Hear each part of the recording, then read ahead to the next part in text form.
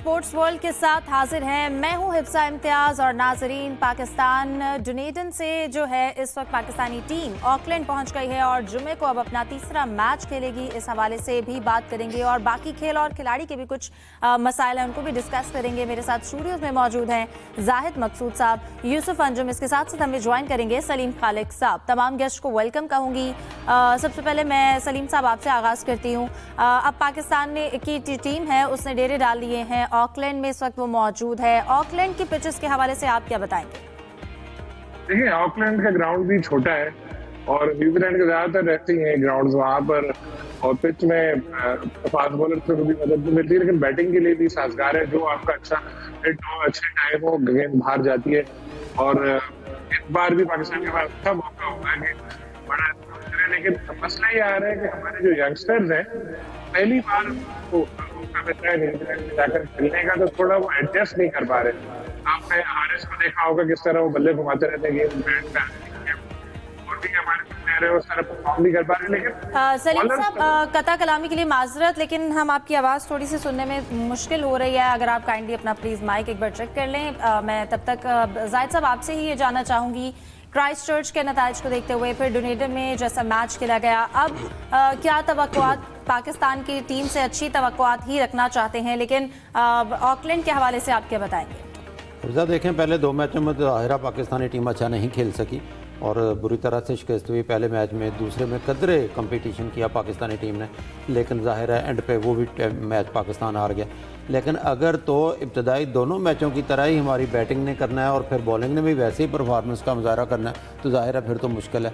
लेकिन सीरीज़ में वापसी के लिए तीसरे मैच में जीत लाजमी है, क्योंकि ये 5 T20 मैचों की सीरीज़ है। यहाँ कोड करना चाहूँगा शोएब मकसूद, जो मुल्तान के हमारे एक वनडे इंटरनेशनल भी खेल चुके हैं, पाकिस्तान में बड़े अच्छे अपने वक्त के बैट्समैन थे। उन्होंने कहा है कि हसन नवाज़ को उन्होंने कई दफ़ा समझाया था कि अब क्लब क्रिकेट जिस तरह की आप खेलते हैं आप इससे बाहर आ जाएं। वही शार्ट्स खेलते हैं, क्योंकि 1000-2000 रुपए के लिए एक इंटरव्यू में उन्होंने कहना था कि आप चीचा वतनी या मियाँ चन्नू में नहीं खेल रहे कि आते ही आप गेंद उठा देंगे टेल एंडर्स की तरह और फिर विकेट गवा कर वापस आ जाएंगे।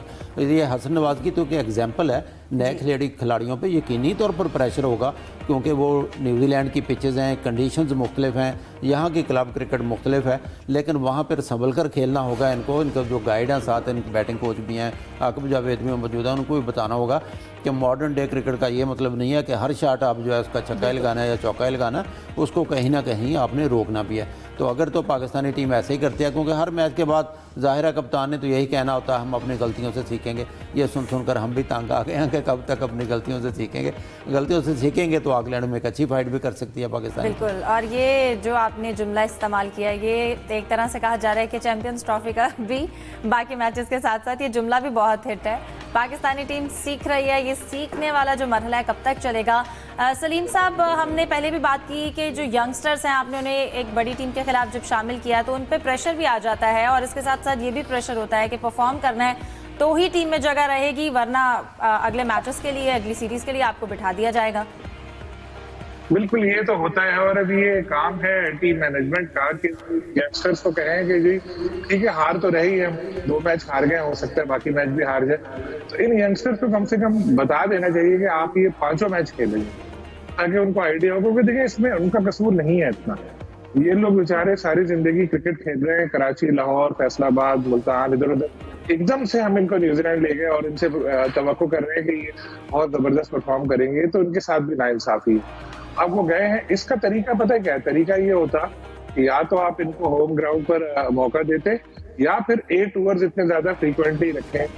टीम न्यूजीलैंड भी जा रही है और साउथ अफ्रीका भी जा रही है, टीम ऑस्ट्रेलिया भी जा रही है, ताकि इनको आइडिया हो कुछ। अभी एकदम इस तरह से इनसे करना जो उतना नहीं होगा। बिल्कुल, यूसुफ आप कहिएगा, जैसे कि जाहिद साहब ने भी एक पॉइंट रेस किया, हम उसको ऑलरेडी भी डिस्कस करते रहे हैं कि मॉडर्न डे क्रिकेट जो है वो हमारे प्लेयर्स को समझाना शायद ज़रूरी है, या उन्हें उस तरह से बताया नहीं जा रहा, लेकिन ये एक आपकी अपनी भी अंडरस्टैंडिंग होती है कि विकेट को बचाना भी होता है और फिर उसके बाद बहुत ज़्यादा डॉट बॉल्स भी नहीं खेलनी है, एक प्रॉपर स्ट्रैटेजी होती है। तो आपको क्या लगता है इस हवाले से ट्रेनिंग में हमारी बहुत सी कमियां हैं, उनको कैसे पूरा किया जा सकता है? देखिए, कमियां कोताहियां तो पूरी करने की कोशिश की गई है कि पाकिस्तान की टीम अच्छा परफॉर्म वहाँ पर करे, और ख़ासतौर पर यहाँ पर कैंप भी लगा था जिसमें उन्होंने कोशिश की थी कि अपनी जो उसको खामी है उसको स्ट्राइक रेट को बेहतर किया जाए। हमारी बात भी जितने क्रिकेटर्स उनका यही कहना था कि पाकिस्तान को एक नई स्टाइल के साथ खेलने की ज़रूरत है, फीयरलेस क्रिकेट खेलने की ज़रूरत है। ऑकलैंड की बात करूँ तो ऑकलैंड में पाकिस्तान की टीम आखिरी जो मैच खेला था वो 12 जनवरी 2024 में खेला था, और पाकिस्तान की टीम ये मैच 46 रन से हारी थी। इसकी जो विकेट थी उसके पर टॉस जीतकर पाकिस्तान के कप्तान थे उस वक्त शहीन शाह अफरीदी, जिन्होंने पहले फील्डिंग करने का फैसला किया था, और न्यूजीलैंड की टीम ने 226 रन किए थे जिसमें डैरल मिचेल ने 61 रन की इनिंग्स खेली थी। उसके बाद शहीन शाह अफरीदी ने 3 खिलाड़ियों को आउट किया था, आर सरूफ ने भी 2 विकेटें हासिल की थी। आमिर जमाल, उसामा मीर उस वक्त स्क्वाड का हिस्सा थे, वो ज़्यादा मुतासिर परफॉर्मेंस नहीं दे पाए थे। जवाब में पाकिस्तान की टीम 18 ओवर में पूरी आउट हो गई थी। इससे आप अंदाज़ा लगा सकते हैं वहाँ की जो कंडीशन है कितनी पाकिस्तान टीम के लिए हमेशा ख़तरनाक रही हैं, और सिर्फ बाबर आजम थे जिन्होंने 57 रन की इनिंग्स खेली, इसके अलावा कोई भी जो पाकिस्तानी क्रिकेटर था वो अच्छा परफॉर्म नहीं कर सका। अब इस किस्म की कंडीशन में इन पिचों पर ये नौजवान खिलाड़ियों का खेलना मेरे ख्याल में उनके मुस्तकबिल साथ खेलने के भी एक कोशिश की जा रही है। 5-5, 6-6 मैचेस के बाद आपने एकदम से उनको स्क्वाड का हिस्सा बना लिया। ऐसा कहीं भी नहीं होता कि इनकी एक स्ट्राइक रेट देखा जाए तो भी इतना ज़्यादा मुतासरकुन नहीं है। हमारे यहाँ चूँकि जो सेलेक्टर हैं वो लैपटॉप पर अब टीमों की तश्कील देने के लिए वो कोशिश करते हैं, और जो उसको जो मैचेस होते उसके मुताबिक उनका जो वहाँ पर ग्राउंड की जो रियलिटी वो वहाँ तक नहीं देखी जाती। यही वजह कि हमारे यंगस्टर का नाम बना था कि ये अच्छा परफॉर्म कर रहे हैं, डोमेस्टिक में चंद मैचेस में इन्होंने परफॉर्म किया तो उनको स्टेट में आपने T20 स्क्वाड का हिस्सा बना दिया। तो आप ऐड देखकर करें, आप उनके रिकॉर्ड्स बहुत अच्छे देख रहे हैं, आपको लग रहा है आप उन्हें ऐड कर रहे हैं, लेकिन जब आपने उनको टीम में शामिल कर लिया है तो फिर ये भी ज़रूरी है कि उनके अंदर से ये डर निकाल दें कि अगर वो 1, 2, 3 मैचेस में परफॉर्म नहीं भी कर रहे तो फिर भी उनको कुछ देर टीम में रखा जाएगा। PSL के बाद बांग्लादेश आ रही है, इंतजार करना चाहिए था, बांग्लादेश आ जाती फिर नए खिलाड़ियों को चांस देते, लेकिन बस इन्होंने इंतजार नहीं किया। वही बात है कि कुछ इनका जो थॉट प्रोसेस है वो समझने की जरूरत है। डिस्कशन को कंटिन्यू रखते हैं एक ब्रेक के बाद हमारे साथ।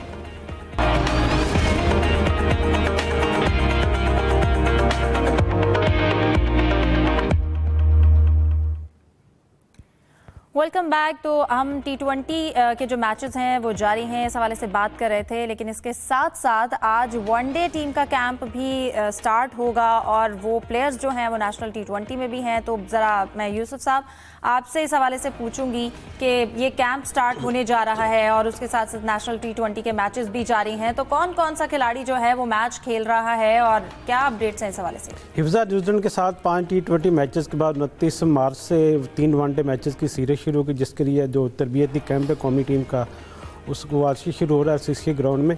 इसमें 9 खिलाड़ी शामिल है जो उस वनडे स्क्वाड का हिस्सा है। बाकी जो स्क्वाड के अरकान है वो T20 खिलाड़ी टीम में शामिल है, वो वहीं से ज्वाइन कर लेंगे उनको। और ये 4 रोज़ा कैंप है जो 22 और 23 की सुबह पाकिस्तान की टीम यहाँ से निकलेगी। उससे पहले इनके सेशन रखे गए ताकि अपनी तैयारी कर सके, और साथ साथ अपने जिक्र किया नेशनल T20 टूर्नामेंट का भी।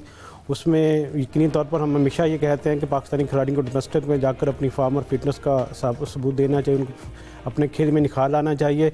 लाहौर ब्लूज़ की जानिब से बाबर आजम ने हिस्सा लिया, नसीम शाह ने रात मैच खेला और इसमें भी बाबर आजम ज़्यादा अच्छा परफॉर्म नहीं कर पाए। 17 गेंदें उन्होंने खेली जिसमें 22 स्कोर किया, 3 चौके उन्होंने ज़रूर लगाए, लेकिन उनकी जो एतमाद था वो हमें ज़्यादा अच्छा दिखाई नहीं दिया। वो एक रिवर्स स्वीप पर खेलते हुए कैच आउट हुए स्पिनर की बॉल पर। स्पिनर हमेशा उनकी थोड़ी सी कमज़ोरी रही है, उस पर काबू पाने की कोशिश कर रहे हैं। उम्मीद की जा सकती है कि अब जो कैंप होगा इसमें भी उनको ज़रा इस पर काबू पाने की कोशिश करेंगे। नसीम शाह ने 4 ओवर के 41 रन दिए, उनकी परफॉर्म और फिटनेस पर अभी तक सवालिया निशान बाकी है। ताहम अब्दुल्ला शफीक और इमामुल हक ने निसफ सेंचुरियाँ स्कोर की, उन्होंने खासा मैचेस भी खेले हैं T20 कप में। उनकी फॉर्म और फिटनेस का इतनी तौर पर पाकिस्तान को वनडे स्क्वाड में फ़ायदा होगा। इसके साथ साथ फ़हीम अशरफ उसका हिस्सा है और आकिफ जवेद को भी हम पहली दफ़ा देखेंगे कि वो पाकिस्तान टीम की जानिब से न्यूजीलैंड में खेलते हुए दिखाई देंगे। तो एक मुश्किल सीरीज दोनों टीमों के लिए होगी, क्योंकि और उम्मीद करते हैं जो पाकिस्तान के अब मैचेस जब स्टार्ट होंगे वनडे के न्यूजीलैंड के खिलाफ तो वो उनमें ही कामयाबी पाकिस्तान को हासिल हो। मैं सलीम साहब आपकी जानिब आना चाहूँगी। जैसे कि हम बात कर रहे थे कि इस वक्त अब वनडे का कैंप स्टार्ट होने जा रहा है, नेशनल T20 के मैचेस जा रहे हैं, तो मोहम्मद रिजवान के हवाले से बताइएगा, वो बोर्ड के कॉन्ट्रैक्ट में भी हैं लेकिन वो मैचेस क्यों नहीं खेल रहे हैं नेशनल T20 के? मोहम्मद से कोई पूछगिछ नहीं होनी चाहिए थी? मोहम्मद रिजवान गए थे उम्रा करने के लिए, उसके बाद वापस आए, और अगर नहीं खेल रहे मैच तो डेफिनेटली उन्होंने पीसीबी को एतमाद में लिया होगा और बताया होगा कि क्या कोई वजह है, कोई ना कोई सॉलिड रीजन उनके पास होगा जिसकी वजह से वो नहीं खेल रहे। वैसे भी ये जो क्रिकेट हो रही है इसका स्टैंडर्ड आप देख ही रहे हैं कि यहाँ पे मेरे ख्याल 2 पुलिस वाले और 4 पीसीबी का ऑफिशियल मैच देख रहे होते हैं और टेलीविजन पे भी बहुत कम लोग ये मैच देख रहे होते हैं। तो इन मैचेस में अगर उन्होंने शिरकत नहीं की तो उसको इतना बड़ा इशू नहीं बनाना चाहिए, लेकिन कुछ ऐसे लोग हैं जिन्होंने कोशिश की इसको बहुत बड़ा इशू बनाने की, कुछ साबिक क्रिकेटर्स, क्योंकि आप किसी करंट क्रिकेटर के खिलाफ कोई बात करेंगे तो बड़ी हेडलाइन बनेगी, दुनिया भर में डिस्कस होगी। तो आपको ऐसे क्रिकेटर लोग नहीं भी जानते तो आपके स्टेटमेंट की वजह से लोग आपको डिस्कस करेंगे। उन्होंने यही सही। जिसकी वजह से अब हर जगह ये कि रिजवान को इतने लाख रुपए मिल रहे हैं और वो खेलने नहीं आया मैच। अरे भाई कोई रीजन होगा, कुछ तो होगा। पहले आप रिजवान से पूछे, पीसीबी से पूछे, वरना पीसीबी का काम है, पीसीबी क्यों नहीं उसके खिलाफ कोई कार्रवाई करती। तो मैं तो ये कहता हूँ कि कोई ना कोई इनका रीजन वो होगा। बहुत ज्यादा जरा सवालिया निशान है ना अक्सर चीजों पर, तो इसलिए फिर अभी वजह क्योंकि उस तरह से सामने नहीं आई। बहरहाल मैं जाहिद साहब आपकी जानिब आना चाहूंगी, क्योंकि हम खेल और खिलाड़ी और स्पेशली खिलाड़ियों के बहुत सारे मसाइल डिस्कस कर रहे हैं। उस हवाले से अगर हम आमिर जमाल की बात करें, उन्होंने जो मोहम्मद रिजवान की अंग्रेज़ी का हमने देखा कि बहुत ज़्यादा लोगों ने इस पर कंट्रोवर्सी भी क्रिएट की है, बातें भी की हैं। तो उन्होंने ब्रेड हॉक को जो जवाब दिया है उनकी स्टेटमेंट के हवाले से आपको देखिए, क्या ऑस्ट्रेलिया लगता है? के साबिक क्रिकेटर हैं ब्रेड हॉक, उन्होंने मजाक उड़ाया इंग्लिश का, जो मोहम्मद रिजवान जिस तरह से बोलते हैं, और उस ट्वीट में, उस चीज़ में जो वीडियो उन्होंने बनाई हुई थी उसमें विराट कोहली टाइप का एक बंदा बनाया हुआ उसका इंटरव्यू करते हैं और फिर वो रिजवान के स्टाइल में बोलने की कोशिश करते हैं। उस पर आमिर जमाल भड़क उठे हैं, जो उन्होंने आड़े हाथों लिया। उन्होंने कहा कि भाई मोहम्मद रिजवान की तो तीसरी ज़ुबान है, यानी कि मादरी ज़ुबान उनकी नहीं है, और अगर उन्होंने ये किया ही है तो इस लेवल पे आकर सिर्फ रेटिंग के लिए, बल्कि उन्होंने तो मजाक बहुत तेज़ वर्ड भी यूज़ किए हैं कि आपको तो चाहिए सोशल मीडिया पे आना अपनी रेटिंग के लिए। तो रेटिंग का सारा चक्कर है, दूसरे का मजाक उड़ाना या नहीं उड़ाना जचता नहीं है कि किसी ऑस्ट्रेलिया के साबिक क्रिकेटर को इस सतह पर आकर वो किसी दूसरे का मजाक उड़ाए। बिल्कुल, जैसे हमने बात की कि अगर आप तनकीद कर रहे हैं या मजाक भी कर रहे हैं तो एटलीस्ट जो एक ग्रेस है उसको बरकरार रखना चाहिए। मैं आपकी जानिब आऊँगी सलीम साहब, ज़रा इस हवाले से भी बताइएगा, जो सऊदी अरब ने $500 मिलियन का लीग प्रोग्राम बनाया, आपको क्या लगता है IPL को इस हवाले से कितना खतरा हो सकता है? थोड़ा सा मैं इसमें हॉक वाली बात में इजाफा करना चाहता हूँ पहले भी आता कि देखिए, अगर हॉक से मैं उर्दू में कोई इंटरव्यू करूँ तो क्या वो दे पाएंगे? मैं आपको मिसाल दूं उस्मान ख्वाजा की, उनका पाकिस्तान से ताल्लुक भी रहा है, उनको फूटी उर्दू में उन्होंने इंटरव्यू दिया था और वो क्रिकेट पाकिस्तान की वेबसाइट में, उसमें बहुत सारे अल्फाज ऐसे हैं। तो क्या हम उसका मजाक उड़ाएं इस बात पर कि भाई इसको तो उर्दू बोलना नहीं आती?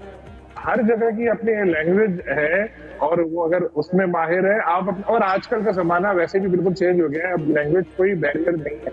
हम यहाँ उर्दू में खबर बनाते हैं, आधे घंटे बाद ऑस्ट्रेलिया में चल रही होती है, इंग्लिश में ट्रांसलेट होके हमें भी नहीं करनी पड़ती।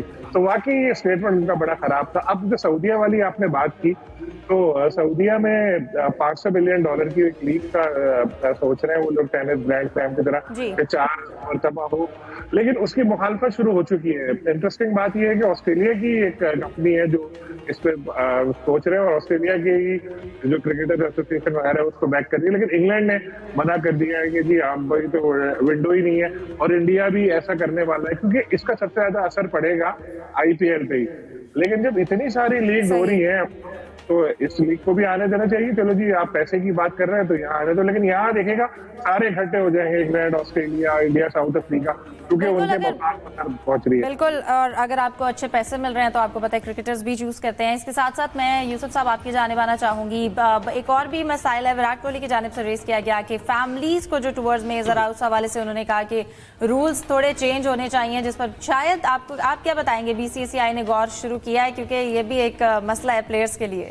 देखें, ये जो फैमिलीज़ की पॉलिसी थी उसके साथ साथ ये IC चैम्पियन ट्रॉफी से पहले उन्होंने लागू की थी, क्योंकि जब इंडिया की टीम ऑस्ट्रेलिया से हारी थी उसके बाद उन्होंने सख्त एक्शन लिया था कि वहाँ जो फैमिलीज़ के साथ लोग ज़्यादा टाइम गुजारते हैं जिससे वो जो टीम मीटिंग में भी हिस्सा नहीं ले पाते। तो अब क्योंकि ICC चैम्पियन ट्रॉफी इंडिया ने जीत ली है तो अब तो हर तरफ जो बात वो कहेंगे उनका यकीनी तौर पर उसको सराहा जाएगा। विराट कोहली चूँकि बड़ा नाम है और अगर उसने बात की तो BCCI ने और भी शुरू किया है, आइंदा जो इवेंट्स होंगे उसमें यकीनी तौर पर इसमें तो बेहतरी लाई जाएगी। होता ये था कि 45 दिन का अगर टूर थी उसमें 2 हफ्तों के लिए उनको फैमिलीज़ को साथ रखने की इजाज़त थी। कुछ ना कुछ यकीनी तौर पर इसमें कुछ अब अपडेट करने वाले हैं BCCI वाले। बिल्कुल, खेल जारी है, इसके साथ साथ बड़े और भी मसाइल हैं खिलाड़ियों के हवाले से, मैनेजमेंट के हवाले से, और हमने कोशिश की कि ज़्यादा से ज़्यादा जो टॉपिक है उनको टच किया जा सके। आज के प्रोग्राम का वक्त खत्म हुआ है, प्रोग्राम से दीजिए इजाज़त। तमाम मेहमानों का शुक्रिया, अल्लाह हाफिज़।